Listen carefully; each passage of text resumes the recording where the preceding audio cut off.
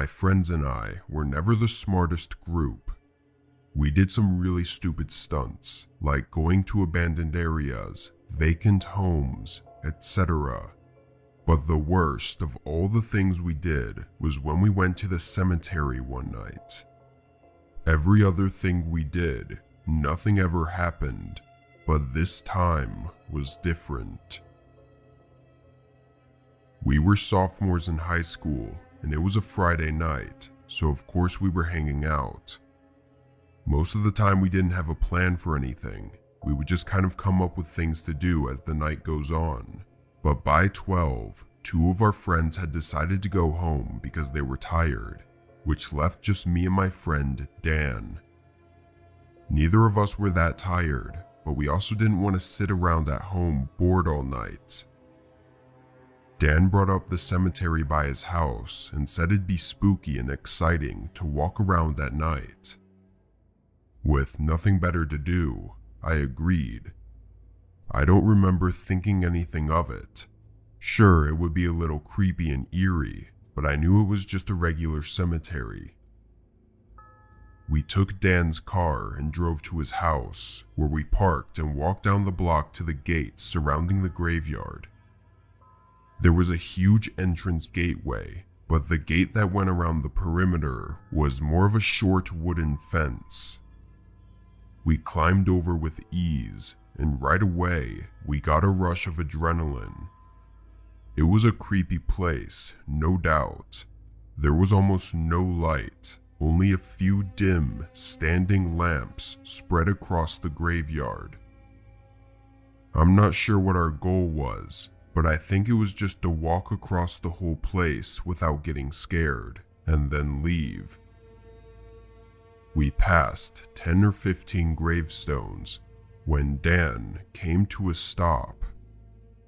He was looking ahead and told me to wait.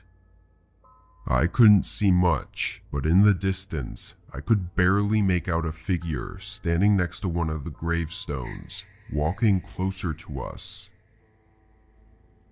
Both me and Dan were unsure what to do and just stood there. We both assumed we had totally been caught by one of the graveyard keepers and were probably gonna get arrested or something. The man stopped several feet away, still too far for us to get a good look at him. "What are you two doing here?" he asked. Dan nervously said that we were just exploring. "Well, I'm gonna have to show you two out," he said. He told us to follow him and began walking back in the direction he came in. I think both of us were regretting not running away when we first saw him. As we walked behind him, he passed under one of those standing lamps, and both Dan and I immediately froze. The man was wearing ragged clothes, nothing like a graveyard keeper would be wearing. This guy looked like he was homeless. The man must have heard us stop. He turned around, and you could see in his face that this man was crazy. He took a step toward us. "Come here," he said angrily. Dan turned and ran, and I did the same. The man's footsteps behind me were so close, it felt like he was going to tackle me at any second. My adrenaline kept me going, and we managed to jump the fence. We heard the man stop on the other side, then punch the wood fence in frustration.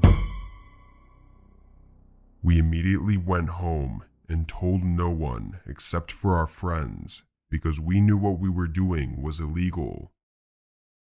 Both of us think that that man was some homeless person who was probably trying to rob us, or maybe do something much worse. Luckily, we never made the mistake of going back there again.